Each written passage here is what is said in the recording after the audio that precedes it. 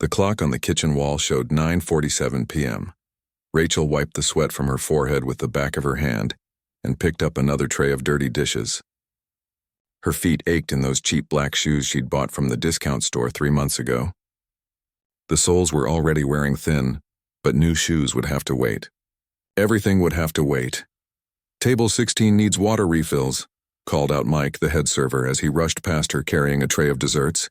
Rachel nodded and grabbed a water pitcher, balancing it carefully as she made her way through the crowded ballroom of the Grand Meridian Hotel. This wasn't her usual shift. She normally worked the lunch crowd at a diner across town, but when the hotel called looking for extra staff for tonight's charity gala, she couldn't say no.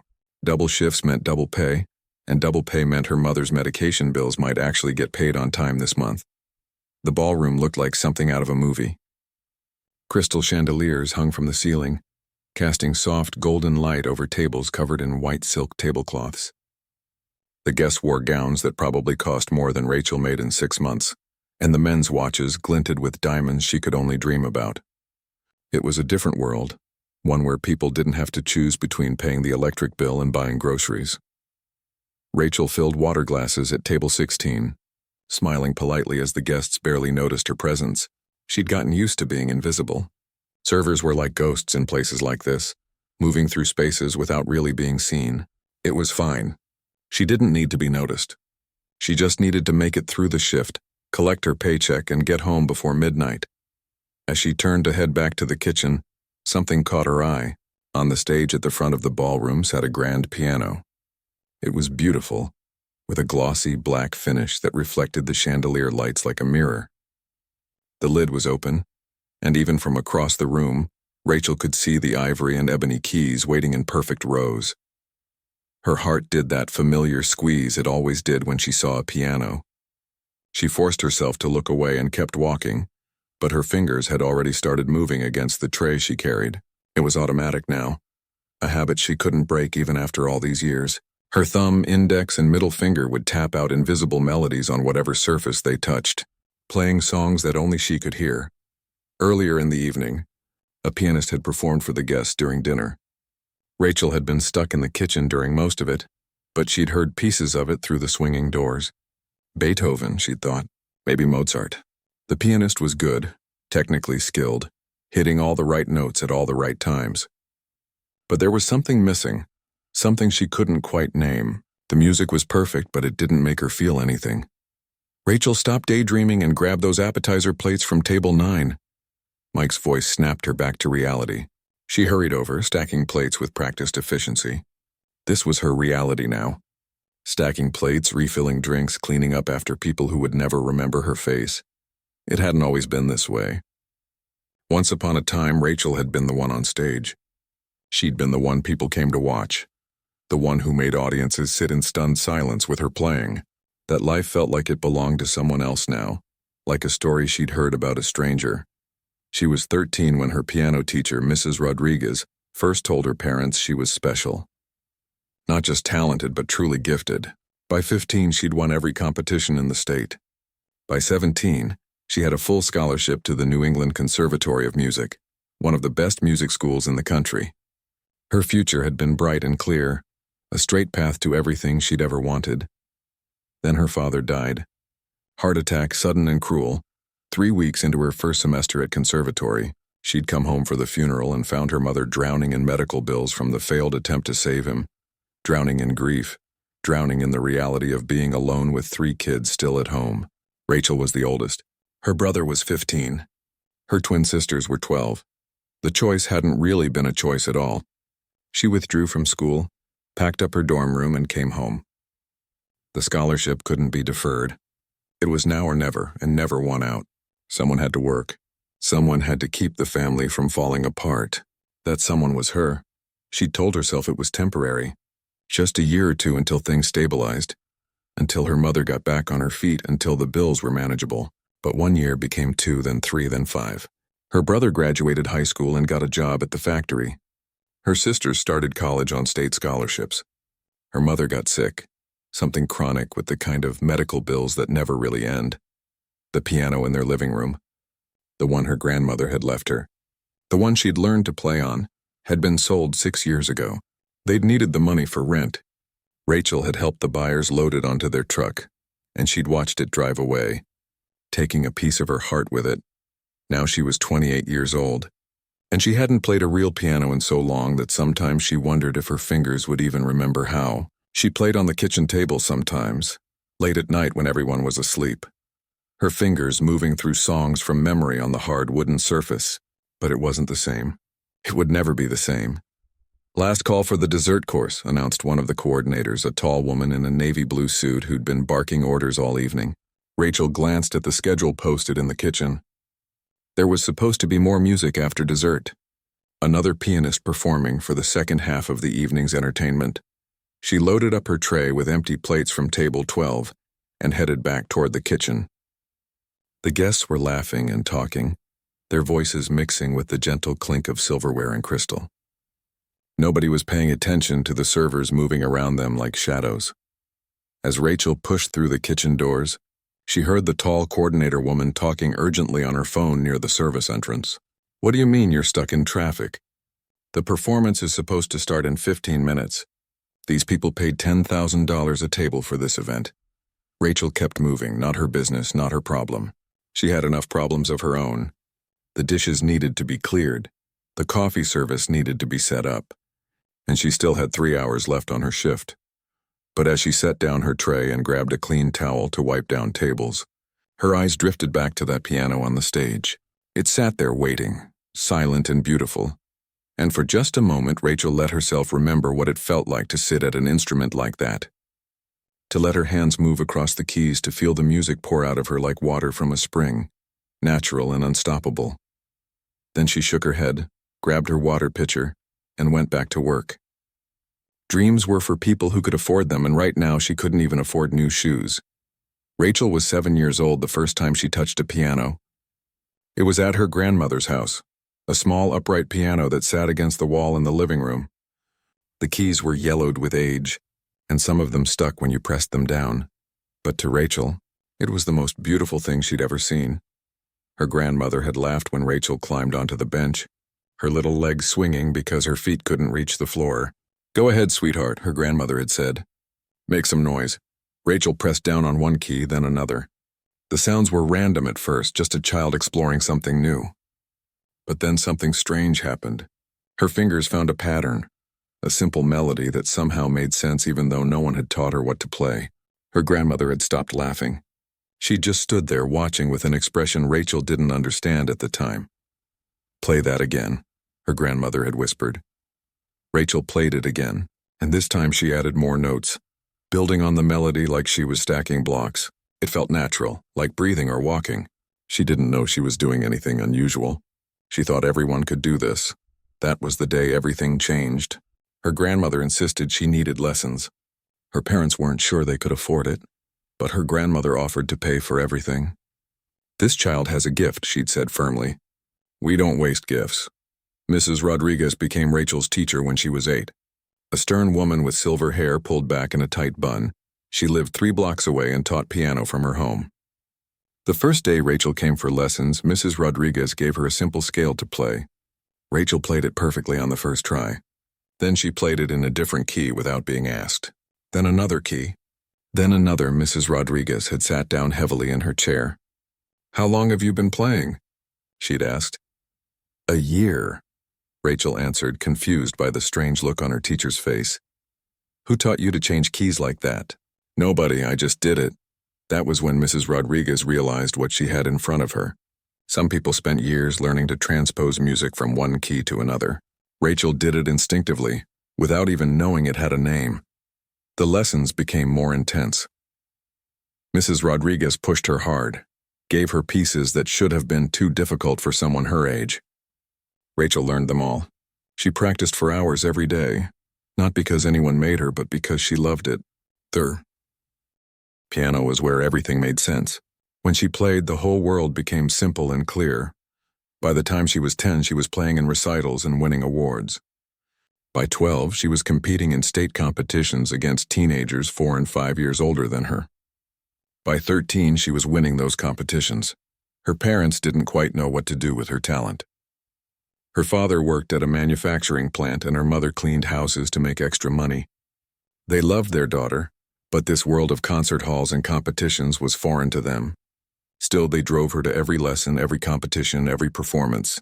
They sat in audiences and applauded even when they didn't fully understand what made their daughter's playing special. Mrs. Rodriguez understood, though. She doesn't just play the notes, she explained to Rachel's parents once. She feels them. She understands what the composer was trying to say. That's rare. That's what separates good pianists from great ones. High school was strange for Rachel.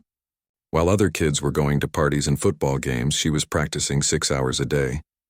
While they were stressing about prom dates, she was preparing for the biggest competition of her life, the one that would determine if she got into a top conservatory. She won that competition. The judges called her performance breathtaking. One of them told her parents she was the most talented young pianist he'd seen in 20 years. The scholarship offers came pouring in. Full ride to New England Conservatory, full ride to Juilliard, full ride to Curtis Institute. Rachel chose New England Conservatory because Boston felt right somehow. She packed her bags in August and her whole family drove her to campus. Her father kept clearing his throat like he was trying not to cry. Her mother actually did cry. Her brother pretended he was too cool to care, but he hugged her tight before she got out of the car. Her twin sisters made her promise to call every week. Those first 3 weeks at conservatory were the happiest of Rachel's life. She was surrounded by other musicians, people who understood her obsession with music, who didn't think it was weird that she'd rather practice than go to parties. Her professors were amazed by her talent. One of them told her she had a real shot at a concert career if she kept working hard. She called home every few days. Her father always sounded proud when he answered, asking about her classes, about the other students, about the practice rooms. "Living the dream, kiddo," he'd say. "Living the dream." The call came on a Tuesday night.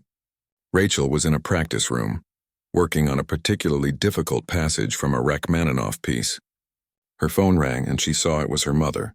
She almost didn't answer because she was right in the middle of something, but something made her pick up. Her mother's voice was broken, barely understandable through the crying. "Your father," she managed to say. "Heart attack." "He's gone, baby. He's gone." The world stopped making sense after that. Rachel went home for the funeral in a daze. The service was crowded with people from the plant, from their church, from the neighborhood. Everyone kept telling her how proud her father had been of her, how he'd bragged about his daughter at the fancy music school. After the funeral, Rachel sat at the kitchen table with her mother and looked at the bills. The ambulance, the emergency room, the attempts to revive him. Even though he'd died, the bills for trying to save him were staggering. Her mother had a part-time job at a grocery store. It wasn't nearly enough. "What about life insurance?" Rachel had asked. Her mother shook her head. "The policy lapsed last year. We couldn't afford the premiums after your brother needed those dental treatments." Rachel looked around the kitchen. Her brother was 15, already trying to act like the man of the house, but clearly scared. Her twin sisters were 12, sitting together on the couch holding hands and crying quietly. Her mother looked like she'd aged 10 years in 3 days. The scholarship covered Rachel's tuition and housing, but it didn't help her family. They needed money now, for rent, for food, for keeping the lights on. Her mother couldn't do it alone. Rachel went back to Boston to pack her things. Her roommate tried to convince her to stay. "You can't give this up," she'd said. "This is your future." "My family is my future," Rachel had answered. She withdrew from school officially on a Friday morning. The dean of students tried to talk her out of it. "This opportunity won't come again," he'd warned her. "Scholarships like this don't wait." "I know," Rachel had said simply. She packed up her dorm room, loaded everything into her father's old truck that her mother had driven up to get her, and drove back home. She watched the conservatory disappear in the rearview mirror and tried not to think about what she was leaving behind. The first job she got was waitressing at a diner. It paid minimum wage plus tips, but tips were decent if you were friendly and fast.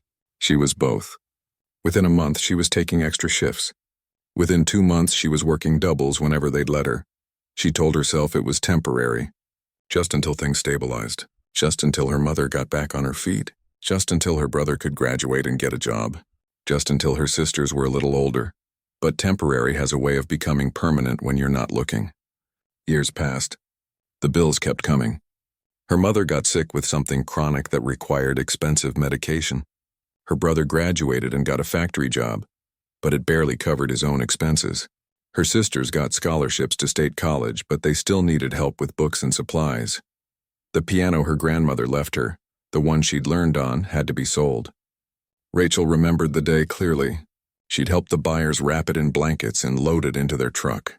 As it drove away, she'd felt something inside her break like a string snapping on an instrument.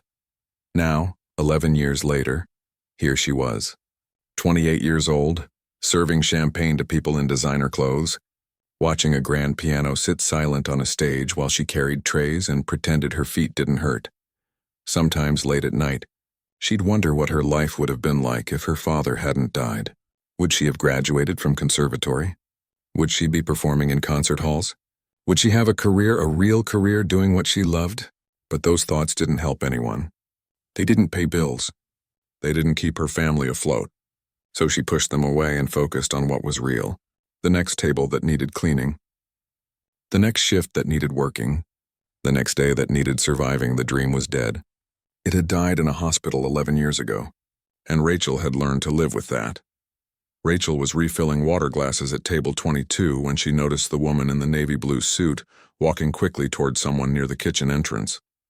The woman's face was tight with stress, and she was still holding her phone like she'd just finished a difficult conversation. The person she was walking toward was David Chen, the hotel's manager. Rachel knew him a little bit.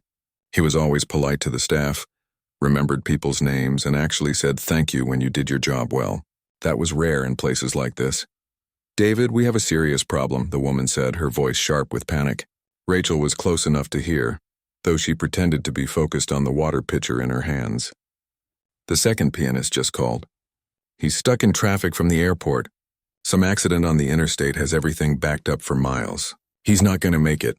David's expression shifted from calm to concerned. "How long do we have?" "The dessert course ends in 20 minutes. We're supposed to have another full hour of music after that.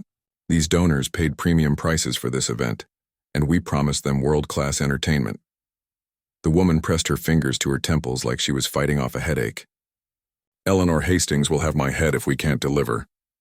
Rachel moved to the next table, but she kept listening. She couldn't help it. "Can we extend the break between courses? Buy some time?" David suggested. "We can maybe stretch it 10 minutes, but then what? We still need a pianist, and I don't know where to find one at 9:30 on a Saturday night." The woman looked around the ballroom desperately, as if a qualified musician might suddenly materialize out of thin air. David was quiet for a moment, thinking. His eyes scanned the room, moving across the servers, the guests, the stage with its silent piano. Then his gaze landed on Rachel. He stared at her for a long moment, and something shifted in his expression. Recognition, maybe. Or memory. Rachel quickly looked away and moved to another table, her heart suddenly beating faster. She knew that look. She'd seen it before, years ago, back when she was still performing. It was the look people got when they were trying to place her face, trying to remember where they'd seen her before. "David?" the woman prompted. "Do you have an idea?" "Maybe," he said slowly. "Give me a minute." He walked across the ballroom toward Rachel. She kept her head down, focusing on collecting empty dessert plates, hoping he'd walk past her to talk to someone else. But he didn't. He stopped right next to her table. "Rachel," he said quietly, "can I talk to you for a second?" She looked up, trying to keep her face neutral. "Sure, did I mess up something?" "No, nothing like that." He glanced around, then lowered his voice even more. "Do you remember me? I mean, from before you worked here?" Rachel's stomach dropped. She shook her head. "I don't think so." "You probably don't. You were 17 and I was just a kid in the audience. But I was there at the state finals competition. The year you played that Chopin piece and made half the audience cry." He smiled slightly. "My mother was Mrs. Rodriguez. She was your piano teacher." The plate in Rachel's hand nearly slipped. Mrs. Rodriguez, of course. David was her son. He'd been maybe 12 or 13 back then. Just a quiet kid who sometimes sat in the corner doing homework while Rachel had her lessons. "I remember," Rachel said softly. "You used to build things out of Legos while your mom taught." "Yeah." His smile faded, replaced by something more serious. "Rachel, I know what happened. My mom told me when you had to leave school. She said it was one of the saddest days of her life watching you give up music. Rachel didn't know what to say to that. She just stood there holding dirty plates, feeling exposed in a way she hadn't felt in years. "Can you still play?" David asked. The question hit her harder than it should have. "I don't know," she admitted. "I haven't touched a real piano in 6 years. But you remember how?" "Your hands remember." "Maybe. Why are you asking me this?" David glanced back at the woman in the navy suit, who was now talking urgently with someone else. "Because we need a pianist and I think you could do it." Rachel actually laughed, a short, bitter sound.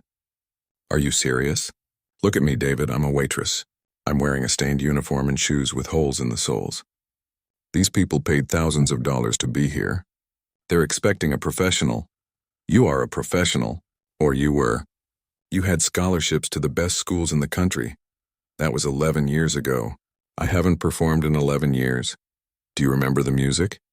Could you play something right now if you sat at that piano?" Rachel looked at the grand piano on the stage. Her fingers tingled just looking at it. "I don't know, maybe, but that doesn't mean I should. These people want someone polished, someone who looks the part. These people want good music," David said. "And my mom always said you were the best young pianist she ever taught. Better than the kids who went on to fancy careers and recording contracts. You had something they didn't have. Had being the key word." David was quiet for a moment. Then he said something that changed everything. "My mom died 2 years ago, cancer." Rachel felt like someone had punched her in the chest. "I didn't know. I'm so sorry. One of the last things she said to me was that her biggest regret was not doing more to help you stay in music. She felt like she failed you." David's eyes were bright with emotion he was trying to keep under control. "She'd want me to give you this chance, even if it scares you. Especially if it scares you." "David, I can't." "Why not?" "Because I'll mess it up. Because I'll embarrass myself and you and everyone here. Because I'm not that person anymore. Or maybe you're exactly that person, and you've just been too busy surviving to remember it." The woman in the navy suit was walking toward them now, her expression desperate. "David, please tell me you have a solution." David looked at Rachel. The question was clear in his eyes. It was her choice. He wouldn't force her.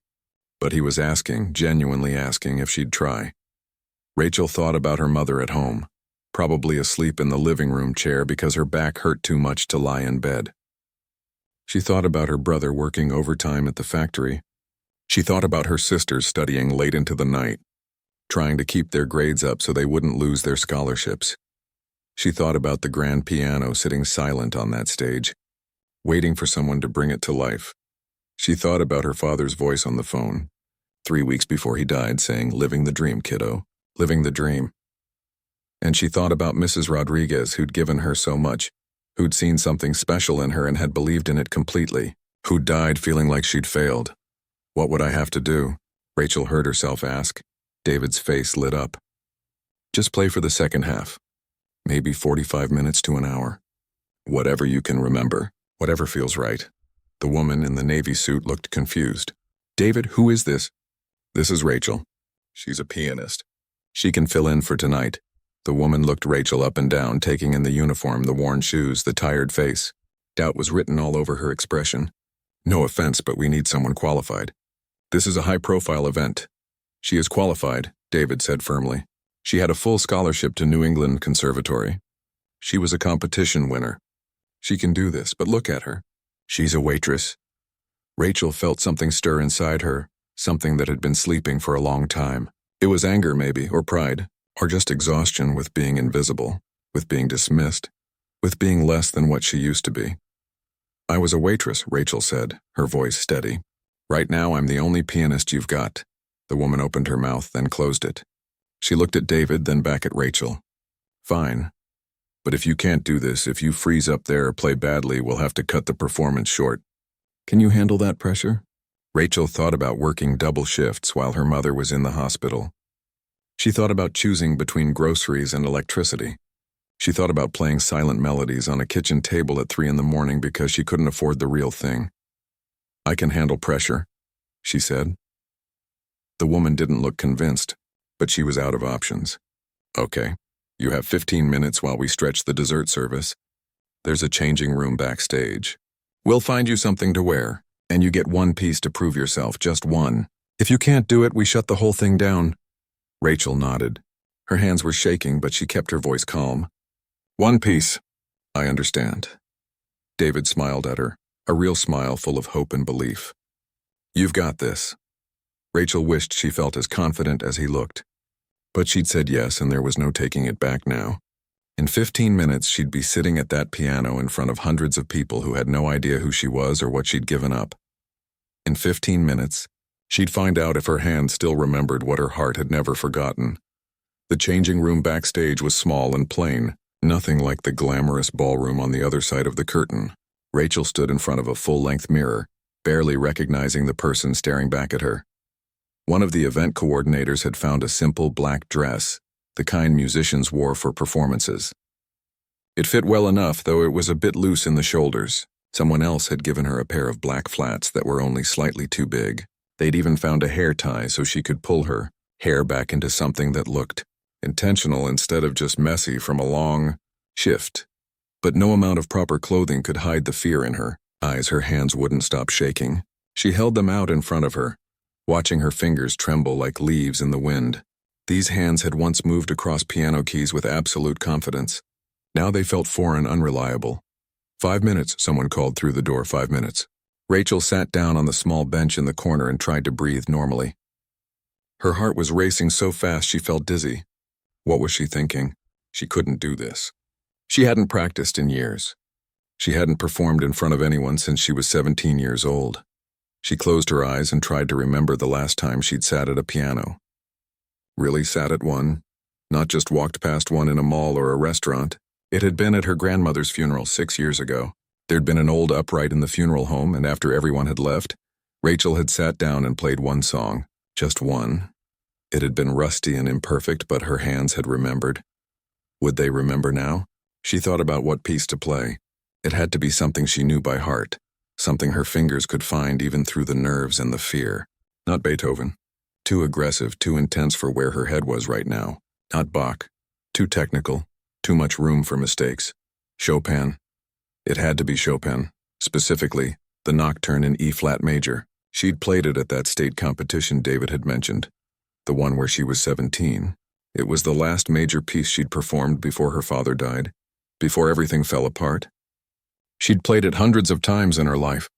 If any piece of music was written into her bones, it was this one. But could she do it justice now? Could she play it the way it deserved to be played, with all the emotion and nuance it required? Or would she just hit the notes mechanically, like someone reading words without understanding their meaning? 2 minutes, the voice called again. Rachel stood up and walked to the door. Her legs felt weak, like they might give out at any moment. She put her hand on the doorknob and made herself turn it. The backstage area was dark and crowded with equipment. She could hear the murmur of voices from the ballroom, the gentle clink of dishes being cleared. Somewhere out there, hundreds of people were finishing their desserts, completely unaware that their entertainment for the evening was a terrified waitress who hadn't played piano in 6 years. David was waiting in the wings. When he saw her, his face broke into an encouraging smile. You look great. I look like I'm about to throw up. Well, yeah, but you look great doing it. He handed her a bottle of water. Here, small sips. Rachel took the water but couldn't bring herself to drink any. Her stomach was in knots. David, what if I can't do this? What if I sit down and my hands just freeze? Then you stand up and walk away. Nobody dies. Nobody gets hurt. It's just music. It's not just music. It's their evening. They paid for this. They paid for a charity gala. The music is a bonus. And honestly, Rachel, even if you play badly, which you won't, it'll still be better than sitting in silence for an hour. The woman in the navy suit appeared beside them. Her name was Patricia, someone had mentioned. She looked at Rachel with an expression that was equal parts hope and skepticism. The MC is about to introduce you, Patricia said. I told him to keep it simple. He'll just say we have a special guest performer, and leave it at that. No big build-up, no pressure, no pressure. Rachel almost laughed. The pressure was crushing her from all sides. What did you decide to play? Patricia asked. Chopin, Nocturne in E-flat major. Patricia nodded approvingly. Good choice. Elegant, emotional, not too showy. If you can pull it off, it should work well for this crowd. If. That word hung in the air like a weight. From the ballroom, Rachel heard the MC's voice over the sound system. Ladies and gentlemen, we have a wonderful surprise for you this evening. Due to unforeseen circumstances, we have a special guest performer joining us for the second half of tonight's musical program. Please welcome her to the stage. The applause was polite, automatic. Rachel realized they didn't even know her name. She was just special guest performer, anonymous, unknown. Maybe that was better. If she failed, at least most of these people would forget her face by tomorrow. That's your cue, David said gently. You've got this. Rachel handed him the water bottle because her hands were shaking too much to hold it. Then, before she could talk herself out of it, she walked toward the stage. The lights were bright, brighter than she remembered from her performing days. She kept her eyes down as she crossed the stage, focused on not tripping in the two big shoes. The piano sat waiting, its black surface gleaming under the lights. The walk from the wings to the piano bench felt like it took forever. She was aware of every eye in the room following her. She heard the whispers starting. Probably people wondering who she was, why they'd never heard of her, why she looked so nervous. She sat down on the piano bench and had to adjust it closer to the keyboard. Her hands were still shaking. She placed them in her lap and took a breath, trying to calm her racing heart. The ballroom was completely silent now, waiting, judging. Rachel looked down at the keys, ivory and ebony, arranged in their familiar pattern. She'd spent thousands of hours looking at keys just like these. They'd been her whole world once. She lifted her hands and placed them on the keys. They felt cool and smooth under her fingers. For a moment, nothing happened. Her mind went blank. She couldn't remember the first note. Couldn't remember anything. Panic started to rise in her chest. Then, somewhere in the back of her mind, she heard Mrs. Rodriguez's voice. Don't think about the notes, Rachel. Think about the feeling. The notes will follow. Rachel closed her eyes. She thought about her father, how proud he'd been when she got accepted to conservatory. She thought about her mother, working herself to exhaustion to keep the family afloat. She thought about her siblings trying so hard to make something of themselves despite everything. She thought about all the dreams she'd put aside, all the sacrifices she'd made, all the years of just surviving instead of living. And she thought about the music, not the technical aspects, not the correct fingering or the proper tempo, just the music itself, the way it felt, the way it moved, the way it spoke without words. Her fingers found the first chord. The moment she pressed the keys, something shifted inside her. It was like a door opening in a room that had been locked for years. The sound filled the air, pure and clear, and suddenly her hands knew what to do. They moved to the next chord, then the next. The melody began to emerge, gentle and melancholic, exactly as Chopin had written it almost 200 years ago. But it wasn't just Chopin's emotion anymore. It was Rachel's too. Every note carried the weight of her story. The ballroom disappeared. The audience disappeared. There was only the music and her hands and the piano responding to her touch like an old friend she'd thought she'd lost forever. She wasn't thinking about technique. She wasn't thinking about mistakes. She was just playing, letting the music pour out of her the way it used to, natural and unstoppable. Her fingers remembered everything. Every phrase, every dynamic, every subtle shift in mood. It was all still there, buried under years of exhaustion and grief and responsibility, but still there. Tears started rolling down her cheeks. She couldn't help it. She was crying for everything she'd lost, everything she'd given up, everything she'd carried alone for so long. The music held it all. Every ache, every sacrifice, every moment of wondering if she'd made the right choices. But she didn't stop playing. She let the tears fall and kept going, her fingers moving across the keys with a certainty she'd forgotten she possessed. This was who she was. Not the waitress with the worn-out shoes. Not the girl who'd given up her dreams. This was Rachel, the pianist who'd once made audiences hold their breath, and she was still here. The music flowed through Rachel like water finding its way downhill, natural and inevitable. Her fingers danced across the keys, moving through the nocturne with a fluidity that surprised even her. Somewhere in the middle of the piece, she stopped being nervous. She stopped thinking about the audience or the mistakes she might make. She just played. In the ballroom, something remarkable was happening. The whispered conversations had stopped within the first 10 seconds. The clinking of silverware against plates had ceased. Even the servers who'd been clearing tables had frozen in place, trays balanced in their hands. unable to move while the music filled the space. At table 3, a woman named Catherine Morrison set down her wine glass with trembling hands. She was a corporate attorney, known for her toughness in the courtroom, someone who rarely showed emotion. But tears were streaming down her face, and she made no effort to wipe them away. The music had cracked something open inside her. Memories of her own mother who'd wanted to be a dancer, but had given it up to raise 3 children alone. At table 7, Robert Chen, a successful restaurant owner who'd come to this country with nothing 40 years ago, gripped his wife's hand tightly. He was remembering his first year in America, working 3 jobs, sleeping 4 hours a night, eating 1 meal a day. He was remembering what it felt like to sacrifice everything for a dream that felt impossibly far away. The music understood that somehow. It spoke that language. At table 12, Jennifer Walsh, a high school music teacher, was openly sobbing.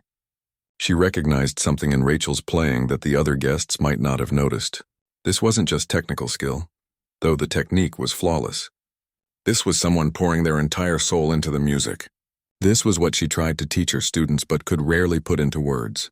This was music played by someone who understood what it meant to lose everything and still find beauty in the world. Even the people who didn't know anything about classical music, who'd only come to the gala because their companies had bought tables, found themselves transfixed. There was something in the way Rachel played that bypassed the brain and went straight to the heart. You didn't need to understand music theory to feel it. You just needed to be human. Mike, the head server who'd been barking orders at Rachel all evening, stood against the back wall with his mouth slightly open.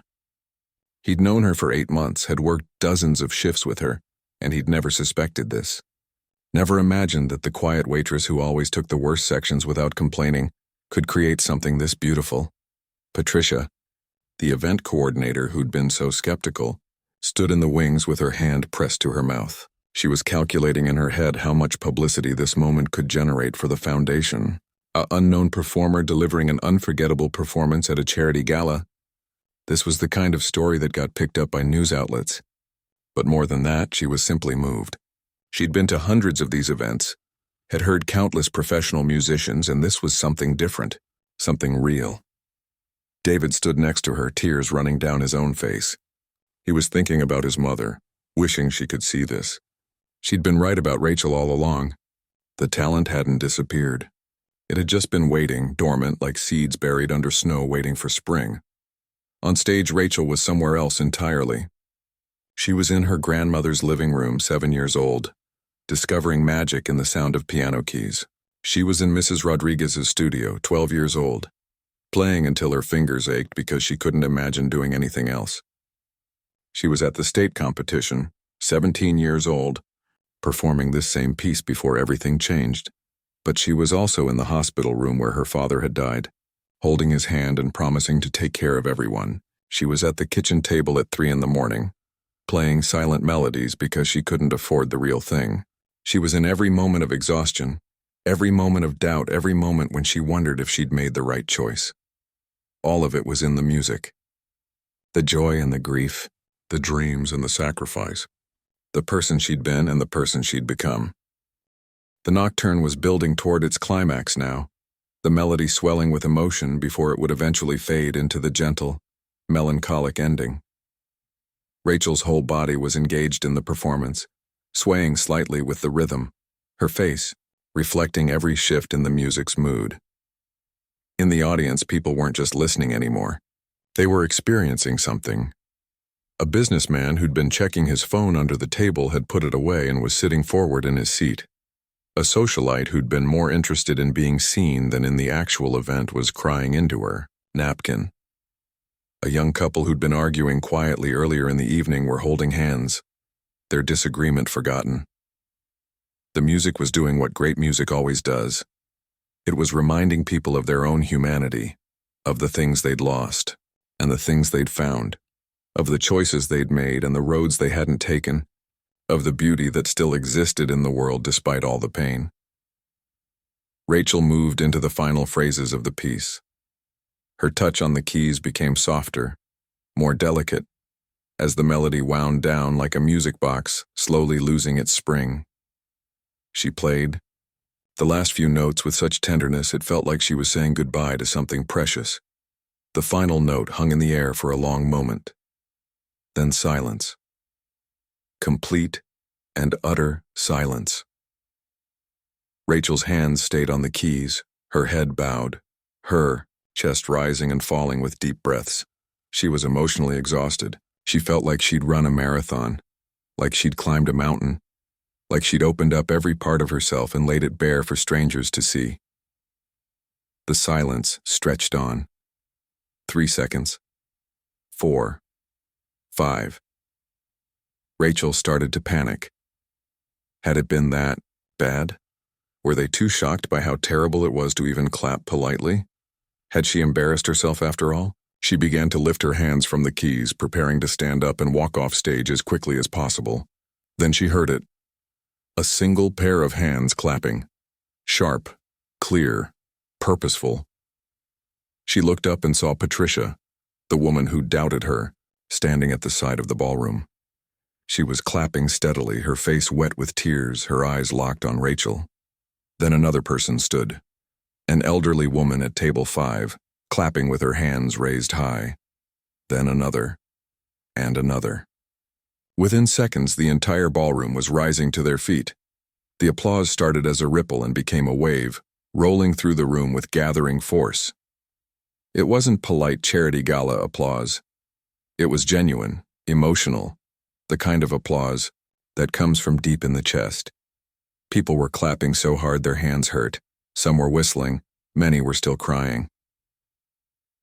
Rachel stood up from the piano bench, her legs shaky, and stared at the sea of standing people. The lights were in her eyes, but she could see the front tables clearly. She could see the expressions on their faces. Not pity, not surprise that a waitress could play piano. Something else entirely. Respect, appreciation, recognition of something, true and beautiful. The applause continued, growing louder instead of fading. Someone in the back shouted, "Bravo!" Others picked it up, "Bravo, bravo!" Rachel felt more tears coming and didn't try to stop them. She stood there on that stage, in her borrowed dress and 2 big shoes, and let herself receive something she hadn't felt in 11 years. She let herself feel seen, not as a waitress or a caretaker or someone who'd given up her dreams, but as a musician, as an artist, as someone who had something valuable to offer the world. David appeared at the edge of the stage, clapping so hard his hands were red, his face split by an enormous smile. Mike was standing next to him, shaking his head in disbelief but grinning. Even some of the other servers had come out from the kitchen to see what was happening. The applause went on and on. 30 seconds, 45, a full minute. Rachel didn't know what to do. She'd forgotten how to take a bow, how to acknowledge an audience. So she just stood there, overwhelmed, while hundreds of strangers told her without words that what she'd done mattered, that she mattered. Finally, slowly, the applause began to fade. People sat back down, but they were still buzzing with energy, turning to each other with animated expressions, talking about what they'd just witnessed. Patricia appeared on stage, her professional composure somewhat restored, though her mascara was smudged. She put a hand on Rachel's shoulder and leaned in to whisper, "That was incredible. Can you play more? We still have 40 minutes of program time." Rachel's first instinct was to say no, that she'd used up all her courage on that one piece.